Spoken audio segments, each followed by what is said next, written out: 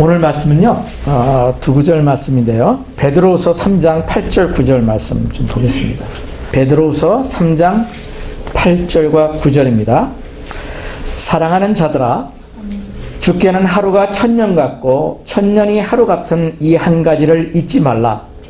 주의 약속은 어떤 이에 더디다고 생각하는 것 같이 더딘 것이 아니라 오직 너희를 대하여 오래 참으사 아무도 멸망치 않고 다 회개하기에 이르기를 원하시느니라. 아멘. 한 구절 더 보겠습니다. 구약성경 에레미야 애가 3장 22, 23절, 이것도 두 구절인데요. 에레미야 애가 3장 22, 23절입니다. 여호와의 자비와 긍휼이 무궁하심으로 우리가 진멸되지 아니함이니이다. 이것이 아침마다 새로우니 주의 성실이 크도소이다. 아멘. 오늘은 하나님의 오래 참으시는 자비, 하나님의 오래 참으시는 사랑, 그것에 대해서 좀 오늘 말씀을 나누기를 원합니다. 지금 이제 다섯 번째로 예수님을 닮아가기로 해가지고 제가 이어서 말씀을 나누고 있는데, 오늘은 다섯 번째로 특별히 오래 참음에 대해서, 영어로 patience라고 또 표현이 되어 있습니다. 특별히 성령의 9가지 열매가 여러분에게 계속해서 맡겼듯이 예수님의 성품이라고 그랬습니다. 제가 선교단체에서 예수님을 믿고 또 알게 되고 또 거기서 성장하면서 말씀을 더 공부하면 할수록 하나님께서 제게 주신 그 갈망함이 있었는데, 그것이 뭐냐면은 내가 어떤 사람이 드러나고 유명한 사람이 되고 뭔가를 많이 이루고 그런 것에 제 삶의 어떤 그 목표가 아니라 제 마음에 가지고 있는 어떤 생각과 뜻이 예수님을 닮아가고 싶다, 이런 것들이 어느 날 마음속에 이렇게 좀 새겨 오더라고요. 근데 그것이 성경의 전체적인, 제가 보기에는 어느 날 성경을 전혀 다른 각도에서 보게 됐는데, 그것이 하나님의 사람들, 성경의 신구약 성경에 나타나는 하나님의 사람들이라고 하는, 하나님을 섬기고 하나님을 예배하고 하나님을 선교하고 이런 모든 하나님의 사람들의 한결같은 마음이 하나님의 성품을 닮아가는 사람들이었어요. 한 사람도 예우 없이 그 길을 걸어갔던 사람들이라는 것을 깨닫게 됐어요. 그래서 내가 주님을 따라가면서 예수님의 제자로 살든 크리스찬으로 살든, 성경에는 많은 그 명칭이 있잖아요. 예수님을 따라가는 그 예배자들의 이름이 제자라고도 얘기하고 주님의 종이라고도 얘기하고 형제자매라고도 얘기하고 여러 가지 그 의미가 있습니다. 근데 그 모든 의미가 우리가 크리스찬이라는 말로 현대는 표현을 하는 것 같아요. 근데 그 크리스찬이라는 의미가 무엇이라고 말씀드렸죠? 계속해서 제가 말씀드립니다. 크리스찬은 뭐라고요? 크리스찬은? 저는 새로운 각도의 그 미닝을 여러분에게 심겨드리기를 원해요. 그것이 왜냐하면 제가 가지고 있는 주님을 섬기는, 주님을 따라가는 미닝이니까 그렇습니다. 그리스도인이라는 것은 주님을 닮아가는 사람들이에요. 그래서 초대교회 때 말씀드렸잖아요. 예수님을 따르는 그 제자들을 보고 예수님의 제자들이 우리는 크리스찬이야 라고 얘기한 것이 아니라, 그 그리스도의 제자, 예수님을 따라가는 제자들을 보고 와, 저 사람들은 그리스도인이네, 그렇게 얘기를 했다고 말씀드렸죠. 왜냐하면 저들은 예수님을 닮아가는 사람들이네, 예수님과 같은 사람들이네, 예수님께 속한 사람들이네, 이런 어떤 소속을 예수를 믿지 않는 사람들도 알았다는 것입니다. 그래서 그때서부터 신약 성경에 보면은 안디옥 교회에서 이방인들이 주님을 따라하는 걸 보고서 사람들이 저 사람들은 그리스도인이야 라고 얘기를 했다는 것을 말씀드렸습니다. 오늘날도 우리가 많은 사람들이 크리스찬이라고 우리가 불림을 받아요. 그런데 그 의미는 정작 잘 모르는 것 같습니다. 다시 말씀드립니다. 크리스찬은 예수님을 닮아가는 사람들이에요. 예수님을 추구하는 사람들이에요. 예수님을 갈망하는 사람들이라는 것은 예수님을 닮아가기를 소원하는 사람들입니다. 그런데 뭘 닮아가느냐? 그것을 성경에는 명확하게 가르쳐주고 있다고 말씀드렸죠. 그것이 뭐예요? 성령의 9가지 열매라는 것입니다. 성령님은 예수님의 영이에요. 그래서 예수님 자신이라는 거죠. 그래서 예수님 안에 있는 그 9가지의 성품은 바로 예수님 자신이에요. 그것이 갈라디아서 5장 22절, 23절이라고 계속 말씀드렸습니다. 다시 한번 제가 낭독합니다. 갈라디아서 5장 22절, 23절. 오직 성령의 열매는 사랑과 희락과 화평과 오래 참음과 자비와 양성과 충성과 온유와 절제니 이 같은 것을 금지할 법이 없느니라. 아멘. 그래서 처음에 우리가 그리스도의 성품을 닮아가자는 것을 제가 첫 번째 시간으로 말씀드렸고, 두 번째는 사랑에 대해서, 그 다음에 세 번째 희락에 대해서, 그리고 지난주 네 번째는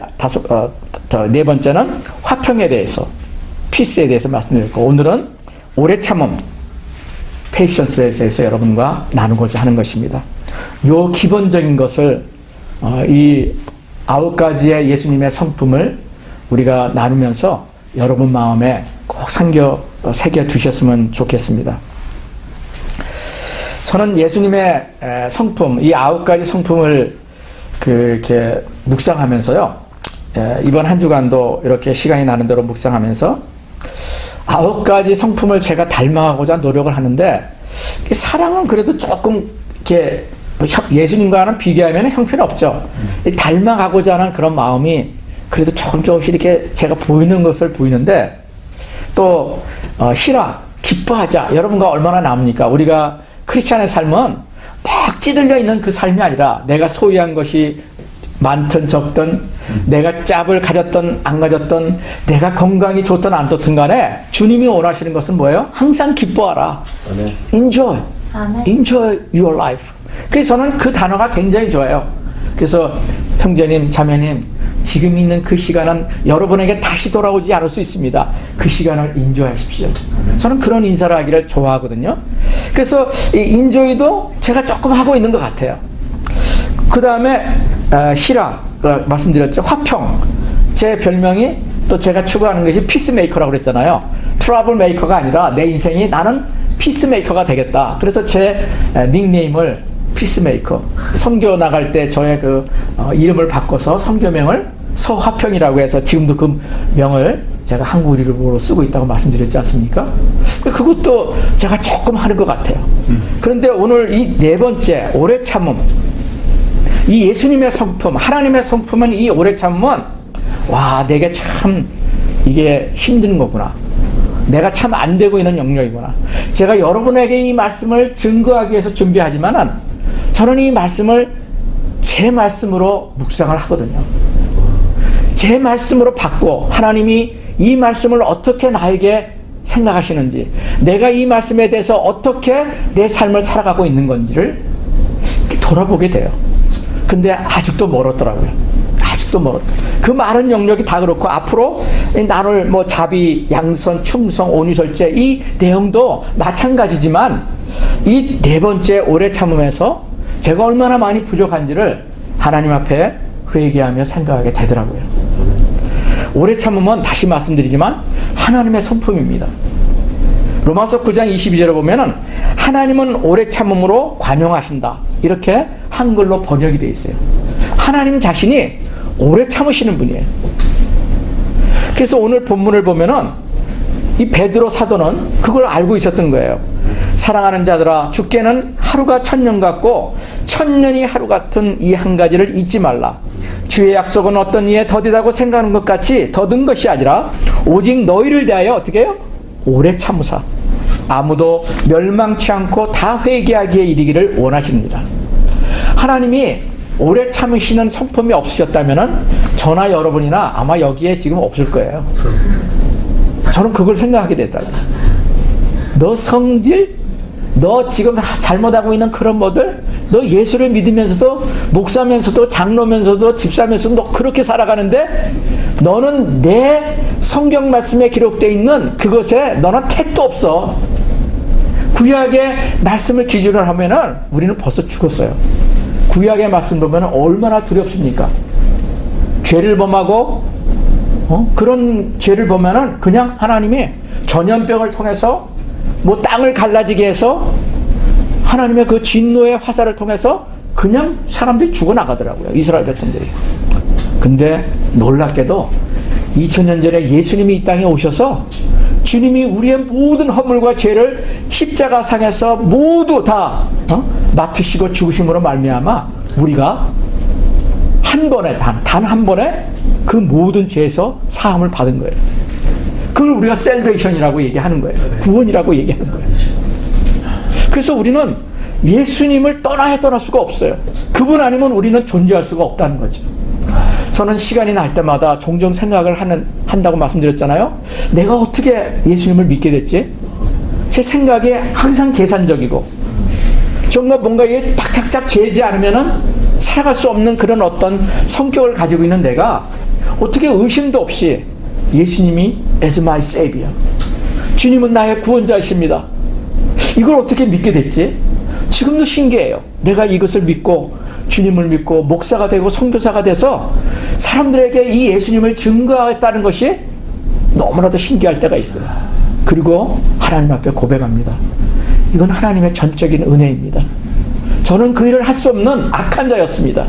지금도 저는 그런 자입니다. 그런데 하나님의 긍휼로 말미암아, 하나님의 오래 참으시는 그 성품으로 말미암아 나는 지금 존재합니다. 저는 지금도 그렇게 고백해요. 제가 성경을 읽으면서요, 계속해서 도전받는 많은 장들이 있지만 특별한 장이 있어요. 여러분 요한복음 21장을 한번 보실래요? 요한복음 21장 여러분이 잘 아시는 장이에요.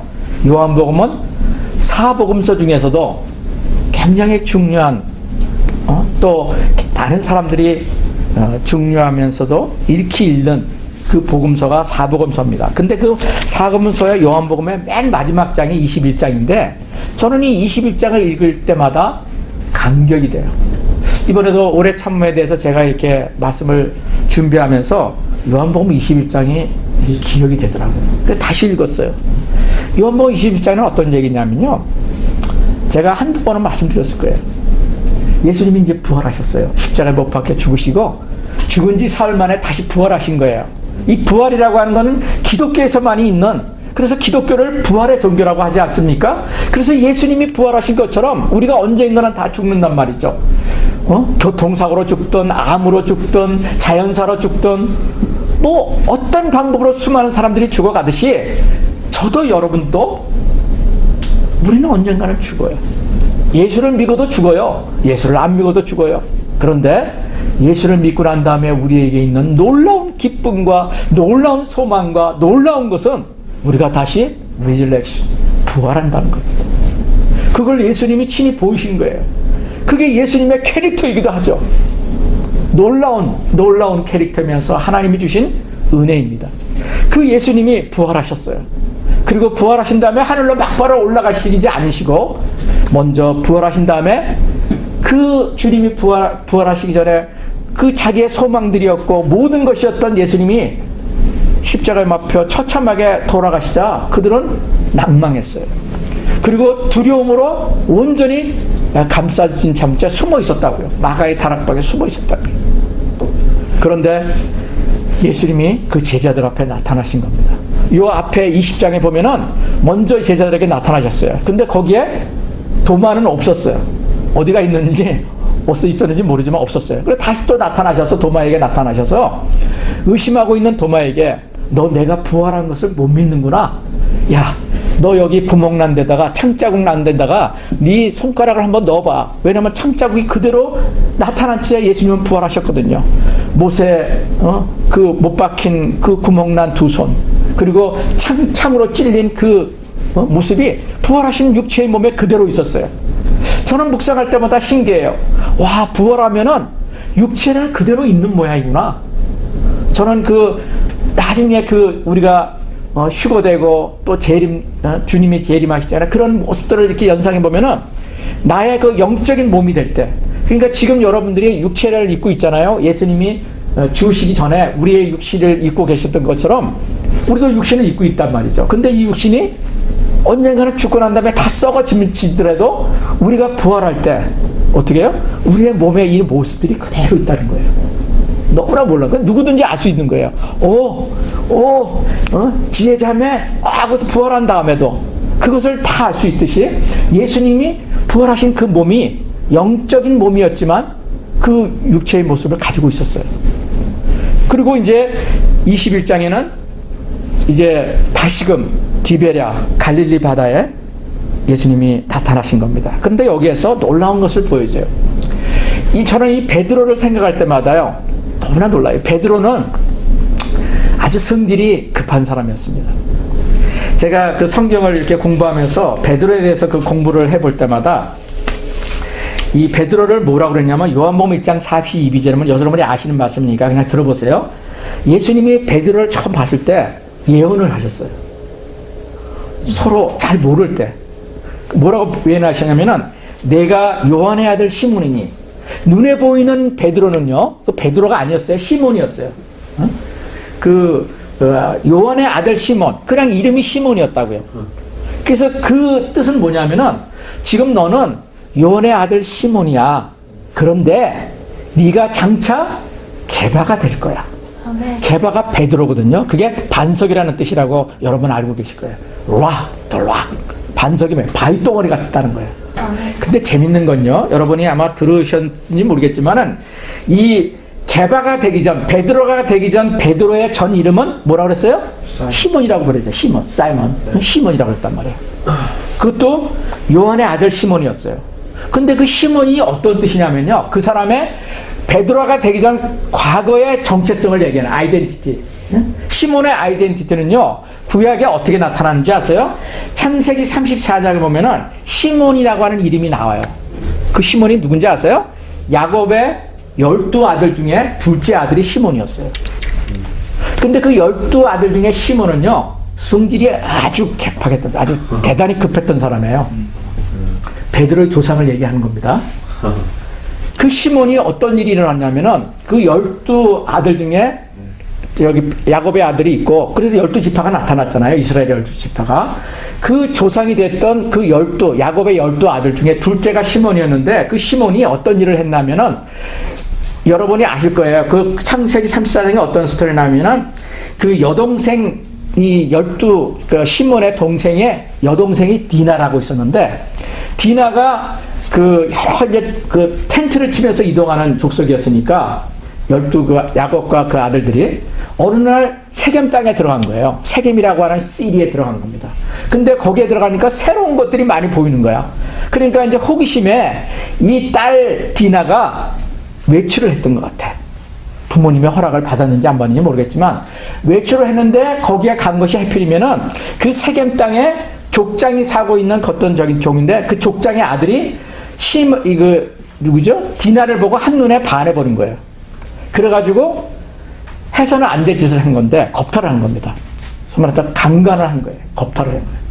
그래가지고 그것을 나중에 이제 동생이 돌아오고 난 다음에 이 야곱과 그 12아들들이 난리가 난 거예요. 막 분노가 일어났겠죠. 어떻게 이런 일을 우리가 당할 수 있는가 막. 그런데 그 일을 당한 그 소식을 들은 아들 중에 이 시몬이, 둘째 아들 시몬이 그것을 단지 화만 내는 것으로 그치지 않고 전략을 짠 거예요. 전략을. 아버지한테 물어보지도 않고 단독적으로. 그래서 그 자기의 동생을 겁탈한 그 세겜 족장의 아들과 그 족속들과 화치를 맺는 것처럼 하고 그 족속을 다 죽여버립니다. 다 죽여버려요. 엄청난 사건을 벌입니다. 그 주동자가 누구냐면은 시몬이었어요. 사이몬이었어요. 그러니까 그 사이몬의 성질은 굉장히 급하고 분노스럽고 이런 성격이었다는 것을 보여준다는 거예요. 그 자녀가 누구예요? 후손이 베드로였던 거예요. 그래서 예수님이 네가 지금은 요한의 아들 시몬이니 그렇게 한 말은 그 사람의 옛날의 캐릭터, 자기 조상 때부터 자기 할아버지와 증조 할아버지부터 내려왔던 그 못된 성격, 급하고 화를 잘 내고 했던 그 성격을 가지고 있는 사이몬임을 예수님은 보셨던 거예요. 그런데 네가 지금 사람들이 보기에는 네가 사이몬이지만 그 조상이 가졌던 내 아버지와 내 할아버지와 가졌던 그 유전적인 것을 그대로 받은 너 시몬이지만, 그러나 이제부터 장차 너는 게바가 될 거야. 게바는 나중에 교회의 머리가 되는 것이지 얘기가 되죠. 여러분 아세요? 그게 베드로였어요. 베드로는 그렇게 성격이 급한 사람이었어요. 그런데 그가 완전히 예수님의 성품으로 변화가 되는 겁니다. 이게 베드로예요. 그런데 이 베드로가 그렇게 변화된 베드로인데도 불구하고 이 베드로가 사고를 치죠. 예수님이 돌아가시기 전에 나는 절대로 당신을 배반하지 않을 거요. 다른 제자들이 다 당신을 두고 도망치듯 그런 일이 있을지라도 나는 당신을 절대로 배반하지 않을 겁니다. 하고 세 번 예수님 앞에 그렇게 막 자기의 저기를 얘기를 하지만은 결국은 어떻습니까? 여러분이 알다시피 예수님이 잡히자 그가 닭이 3번 우는 소리를 듣고서야 자기가 잘못된 것을 깨닫고 돌아왔지만 예수님을 3번씩이나 부인하는 가야바의 뜰에서 예수님이 잡혀가고 난 다음에 그렇게 예수님을 너도 알고 있는 사람이 아니냐 하고 그렇게 물었을 때 자기도 거기에 잡혀서 불이익을 당할까봐 그는 예수님을 3번씩이나 부인을 해버리고 맙니다. 그리고 예수님을 그 후로 보지를 못해요. 그리고 예수님은 십자가 못 박혀 돌아가십니다. 그리고 부활을 하셨어요. 그러고 난 다음에 제자들에게 보이시고 오늘 요한복음 21장에 보면은 예수님이 베드로를 만납니다. 고기 잡으러 다시 옛날로 돌아간 그 베드로에게 예수님이 부르셔서 바닷가에서 생선과 고기를 가져오라고 하다가 예수님이 아마 바베큐를 하셨던 것 같아요.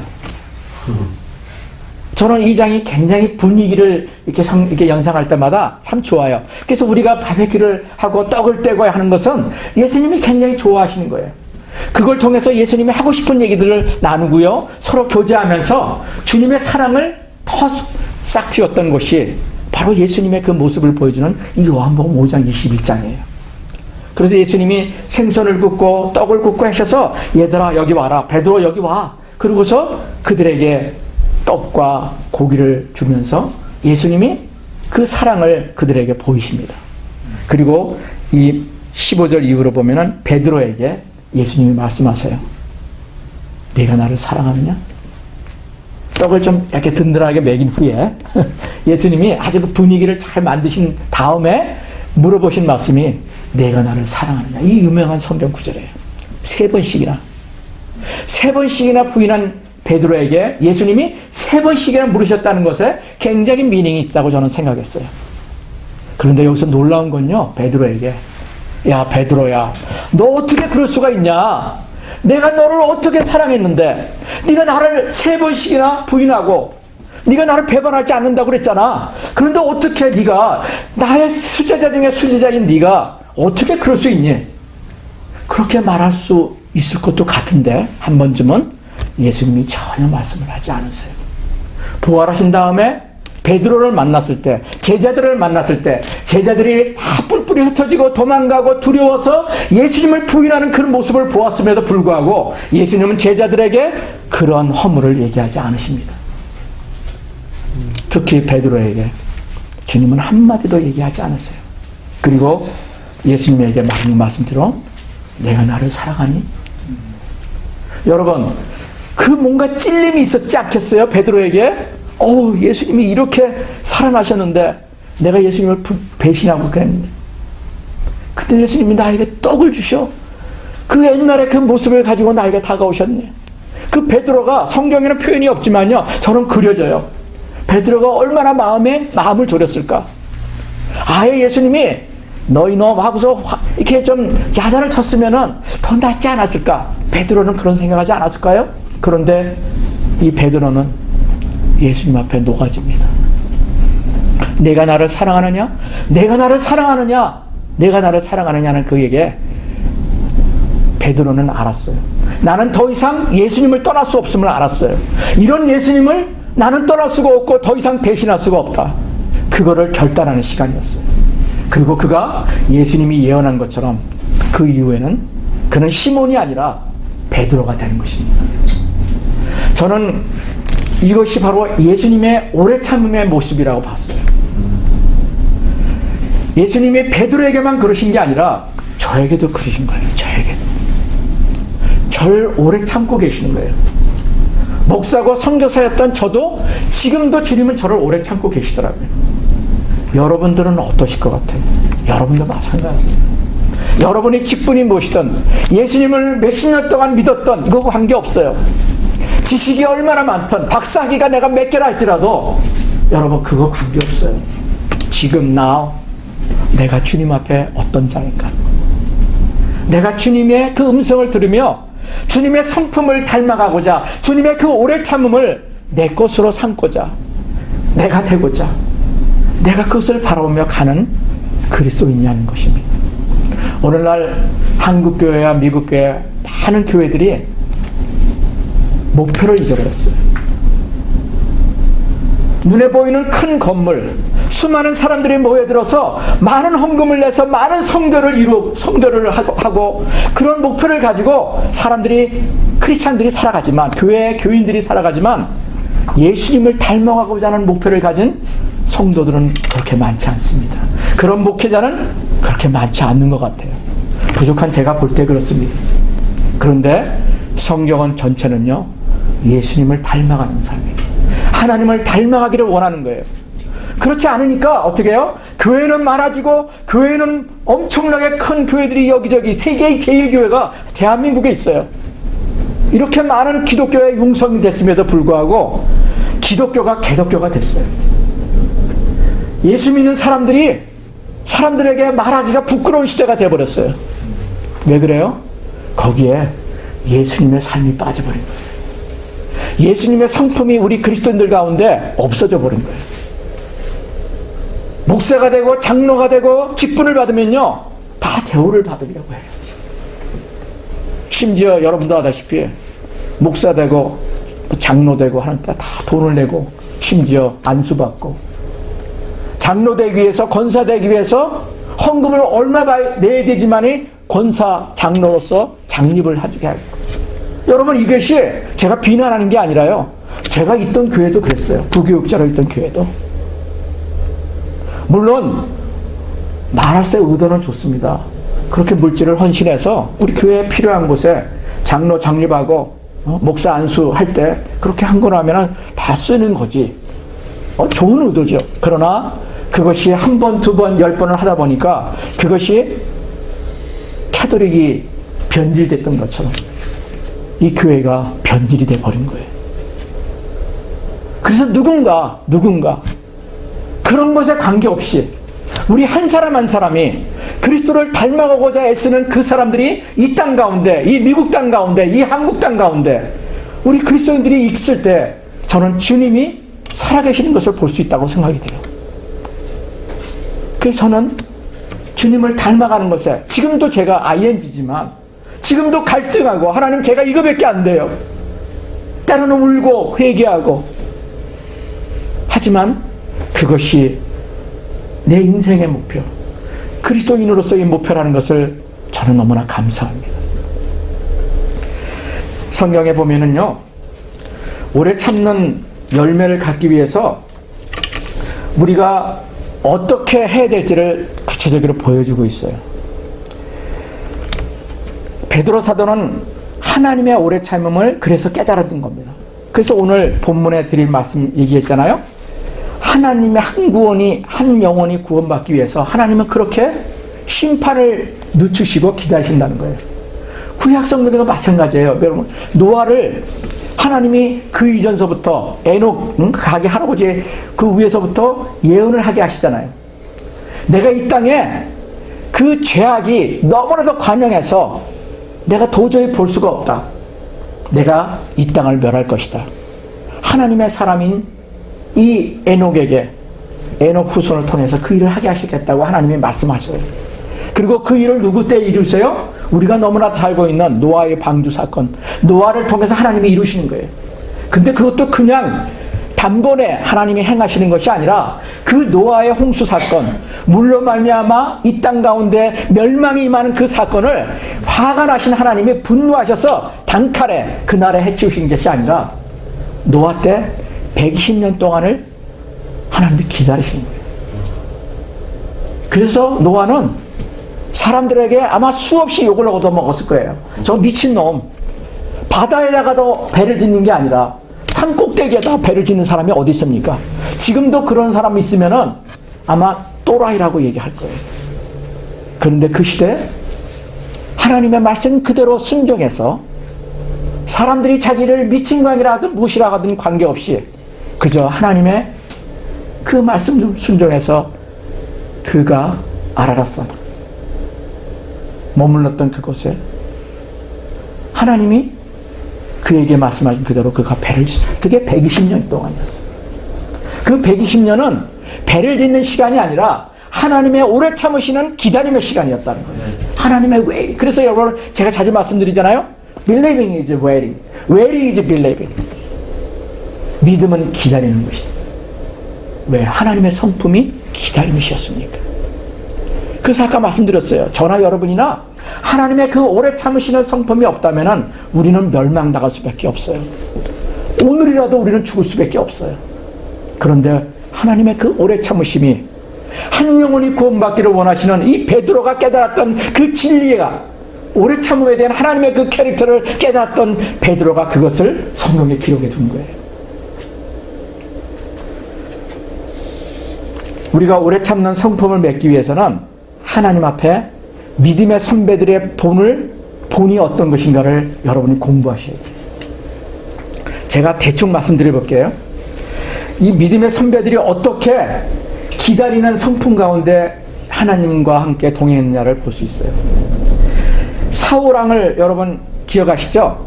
다윗 왕을 죽이려고 했던 다윗 왕의 장인어른. 그는 이스라엘의 초대 왕이었어요. 하나님의 어노인팅을 받았다고요. 여러분, 어노인팅, 기름 부으심을 받았다는 것은 어마어마한 거예요. 구약시대 때. 그래서 하나님에 의해서 직접 어노인팅을 받은 사울 왕이 변질돼 버린 거예요. 왕으로 기름 부으심을 받았지만 그는 하나님의 뜻을 저버렸어요. 하나님과 친밀함의 교제 가운데 들어가지 못했어요. 하나님의 성품을 닮아고자 하는 뜻이 전혀 없었어요. 하나님과 가까이 하고자 하는 뜻이 없었어요. 그래서 그는 자기 생각대로 자기 부모로부터 물려받은 그 유전자, 그 성격 그대로 그는 살다가 처참하게 죽었어요. 이 사울 왕이에요. 그는 불순종의 대명사죠. 전쟁에 나가기 전에 사울에게 제사를 지내기까지 기다리라고 선지자 사무엘이 얘기를 합니다. 근데 그걸 기다리지 못해요. 그리고 자기가 해서는 안 될 제사를, 그거는 선지자들만 할 수 있는 거예요. 하나님의 그 기름 부심의 다른 파트를 가진 사람. 근데 왕인 자기가 그걸 해버려요. 왜냐면 기다리지 못하고 인내심이 없었던 거예요. 사울이 멸망당했던 이유는 그의 성격 때문에도 그런 것도 있지만 가장 큰 이유는 뭐예요? 기다리지 못함이었어요. 인내하지 못한 거예요. 기다리라고 그랬는데 기다리지 못했어요. 백성들의 불평의 소리가 왕성하게 들려오니까 내가 어떻게 살 수 있을까? 기다릴 수 없어. 그래서 자기가 해서는 안 될 일을 해버린 거예요. 여러분, 근데 우리도 그러세요. 우리도 그럴 수 있어요. 그로 인해 하나님은 사울 왕을 버리십니다. 기름 부심을 받았지만 버리십니다.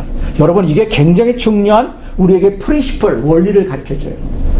여러분도 우리 신약시대는 우리 모두가 예수 그리스도를 내 마음속에 구주로 영접만 하면 뭐예요? 우리가 구원받아요. 기름 부심을 받는다고요. 그래서 베드로는 그걸 알았어요. 너희는 왕같은 제사장이요. 우리 보고 제사장이래요. 제사를 지낼 수 있는 제사장이 된 거예요. 그리고 왕이래요. 왕은 기름 부심을 받아야지만이 세워지는 사람이에요. 누구와 같이? 다윗과 같이, 사울 왕과 같이. 근데 우리가 왕 같은 제사장이라는 거예요. 이것이 우리의 엄청난 특권이라고요. 그런데 우리가 그러한 기름 부심을 받았다 하더라도 우리가 완전한 것이 아니에요. 기름 부심을 받았다 해도 여러분, 구약에 있었던 스토리라고 신약이 달라지는 줄 아세요? 절대 그렇지 않아요. 신학적인 이론에는 우리가 이런 것에 어떤 그 악유가 있습니다. 그러나 저는 그걸 믿어요. 기름 부심을 받았던 사람이라 하더라도, 왕이라 하더라도, 제사장이라 하더라도 하나님 앞에 말씀대로 주님과 동행하는 삶을 살지 못하면 어떻게 해요? 사울 왕이 버림을 받았던 것처럼 버림받을 수 있어요. 저는 담대하게 얘기합니다. 그래서 너희 구원을 어떻게 해요? 너희 구원을 신약 성경에 뭐라고 그랬어요?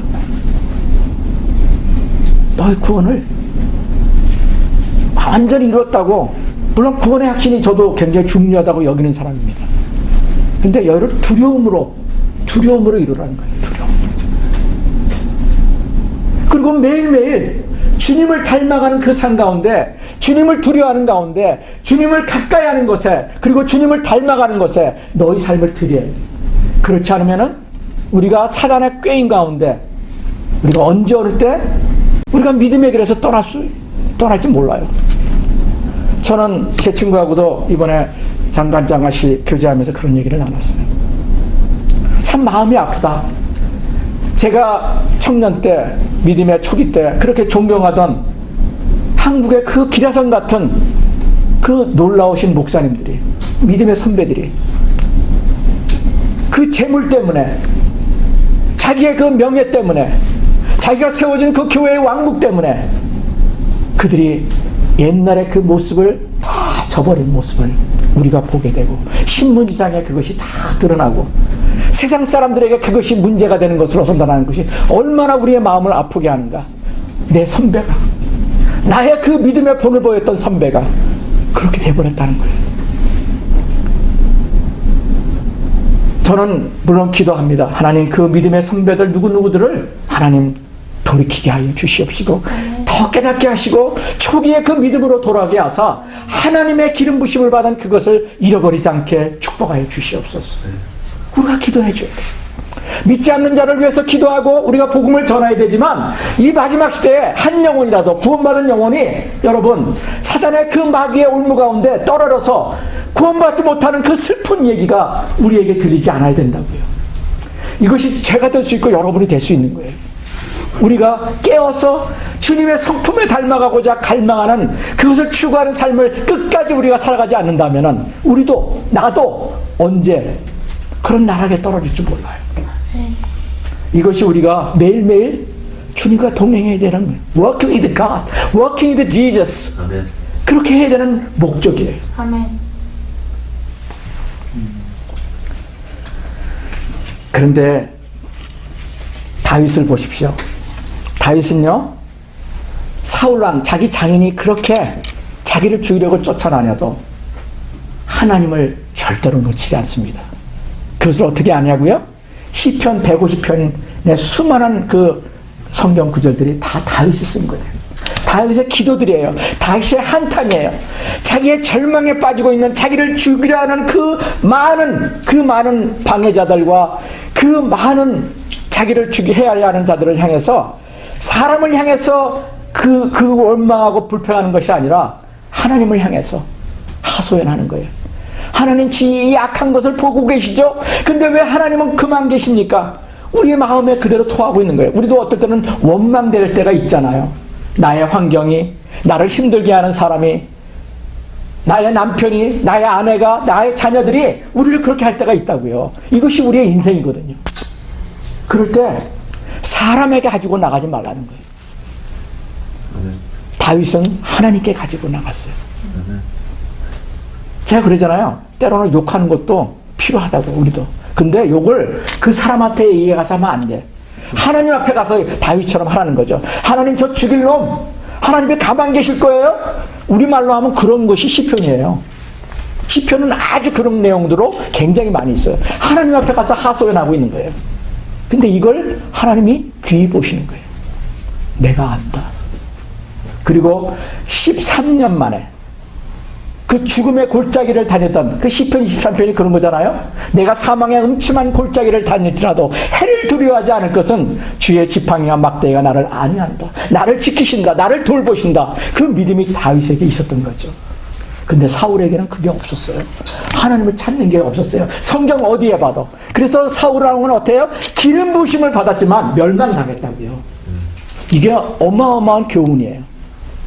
그런데 다윗은 주님을 갈망했어요. 주님을 닮아가고자 했어요. 그래서 다윗에게는 하나님의 성품이 참 많이 있어요. 찬양을 좋아했고요. 하나님을 목말라 했고요. 그는 원수를 자기 손으로 죽이지 않았어요. 하나님의 성품이죠. 자기를 죽이려고 하는 그 사울왕을 그 동굴 속에서, 깜깜한 동굴 속에서 죽일 수 있었어요. 부하들이 죽이자고 했어요. 여러분 아시죠? 그런데도 다윗은 하나님이 왕으로 세우신 그 사람을, 기름 부으신 그 왕을 내 손으로 죽일 수 없다. 하나님께 맡긴 거예요. 저는 이것이 대단한 믿음이라고 봐요. 저는 그렇게 못하거든요. 어떨 때는 분노하거든요. 나를 힘들게 한 사람들 보면 분노해요. 욕을 해요. 저거 저주받을 막 그런 얘기를 하기도 한다고요. 요즘은 안 하지만 저기 때 그래요. 그런데 다윗은 그렇지 않았다는 거예요. 왜 그런지 아세요? 하나님의 성품을 닮아가자 하는 그 마음의 갈망함이 시편에 가득한 것처럼 그의 성품 가운데 녹아진 거예요. 히브리서 6장 12절에는 그렇게 히브리서 기자는 얘기합니다. 믿음과 오래 참음으로 말미암아 약속들을 기업으로 받는 자들을 본받으라.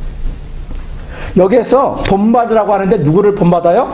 약속들을 기업으로 받는 믿음의 선배들을 본받으라는 거예요. 다윗과 같은 사람, 조셉과 같은 사람, 다니엘과 같은 사람, 성경의 수많은 믿음의 사람들은 하나님의 약속을 붙들면서 오래 참았던 사람들이에요. 제가 보니까 그렇더라고요. 목사님에서. 그래서 하나님께서 그 주신 약속의 말씀, 저는 그 약속의 말씀들을 수없이 메모라이징, 암송을 했어요. 선교단체에서 배웠던 게 가장 큰 복된 것이라면 저는 성경을 메모라이징 하는 거예요. 암송하는 거였어요. 그것이 어느 때 사건이 있을 때, 내가 힘들 때 그냥 탁탁탁 떠오르는 거예요. 성경 말씀이 내 가슴을 치는 거예요. 내 마음을 때리는 거예요. 내 마음을 회개케 하는 거예요. 내 마음에 기운을 주는 거예요. 내 마음을 살리게 하는 거예요. 이게 나는 크리스찬의 삶으로서 너무나 큰 축복이었어요. 근데 성경에 히브리 기자는 얘기하는 거예요. 너도 믿음의 선배들이 갔던 그 길을 너도 따라가야 돼. 성경 속에 기록된 다니엘, 조셉, 다윗, 하나님의 사람들, 아브라함, 이런 모든 사람들을 따라가. 근데 그들도 한결같이 어떻게 했어요? 다 보면은 아까 베드로를 초창기에 처음에 말씀드렸던 것이 다 과거의 그들의 모습은요 나약했어요. 아브라함은 어땠어요, 여러분? 하나님이 기다리라고 그러는데 기다리지 못했어요. 뭘 기다리라고요? 내가 너에게 자녀를 주겠다. 근데 아브라함은 기다리지 못했어요. 예언을 받았음에도 불구하고. 그래서 누구예요? 그가 첩을뒀죠. 이스. 자기 아내, 사랑하는 그 아내를 통해서 하나님이 아들을 준다고 그랬는데 그걸 믿질 못했어요. 그리고 기다리다가 결국은 인간적인 방법으로 자기 아내와 토의해가지고 뭘 했어요? 그 여정으로 있는 하갈을 우리말로 하면 첩으로 삼은 거예요.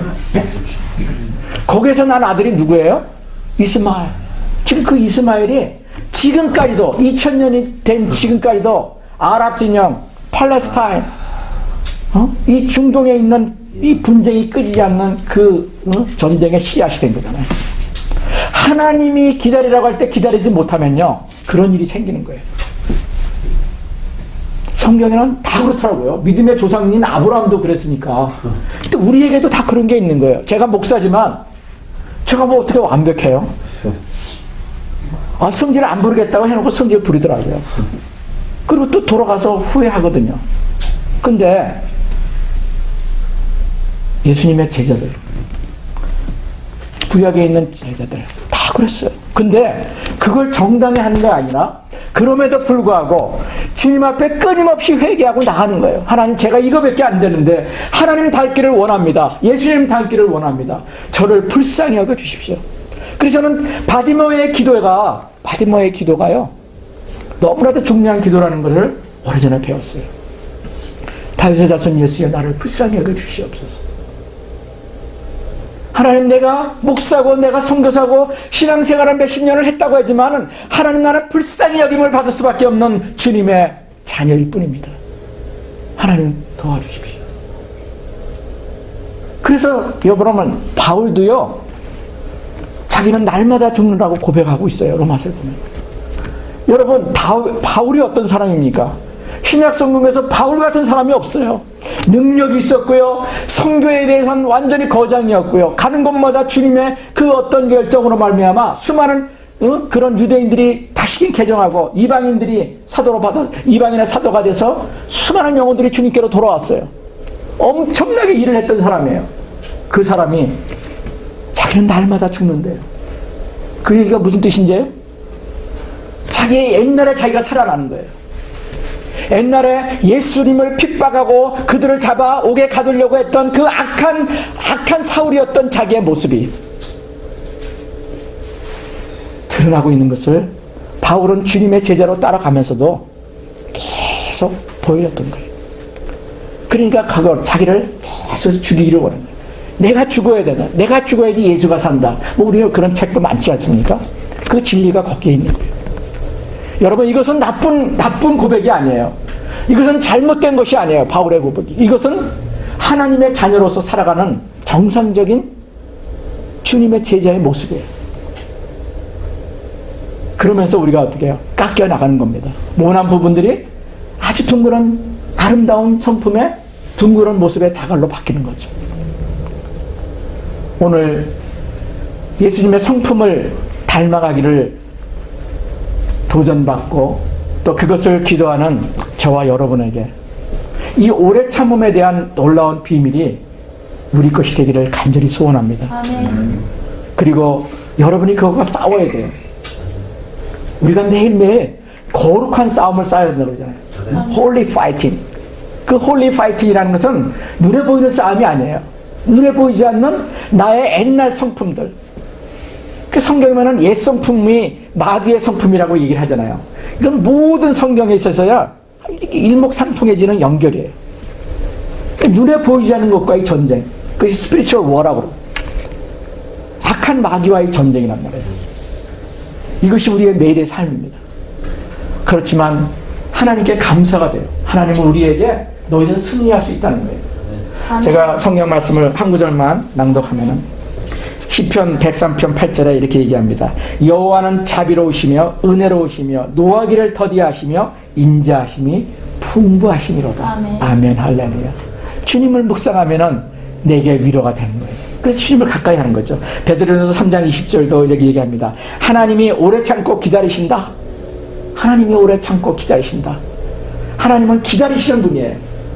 제가 우리 자녀들 얘기들 이제 우리 제 친구 부부하고도 그런 얘기예요. 자녀들이 이제 결혼한 우리 젊은 부부들도 언젠가는 이제 자녀들을 낳게 되잖아요. 자녀들에 대해서는 기다리는 것 같아요. 기다려주는 거예요. 부모의 가장 좋은 덕목은 기다려주는 것 같아요. 지금은 아까 베드로처럼 성질이 무감고 말하면 안 듣고 뭐 이런 모습을 가지고 있는 아들과 딸일지라도 그들의 가능성을 보는 거예요. 저는 그게 굉장히 제 삶에 꽂혔어요. 시몬이 베드로가 되는 것을 보시길 원해요. 아멘. 내 직장 동료 지금은 시몬 같은데 우리 아들딸들이 지금은 시몬 같은데 언젠가는 베드로의 모습으로 변하게 될 것을 믿음의 눈으로 바라보는 겁니다. 왜? 주님이 우리를 그렇게 보셨거든요. 아멘. 저를 그렇게 보셨거든요. 그나마 지금도 이렇게 변화된 겁니다. 우리 모두가 그 믿음을 가지시고 하나님을 기다렸던 믿음의 선배들처럼 주님의 그 캐릭터, 기다리는 그 캐릭터를 내 것으로 삼아서 하나님과 더 가까이 가는 축복이 우리 모두에게 있기를 예수 그리스도의 이름으로 축복합니다. 아멘. 우리 잠깐 1분간 기도할까요?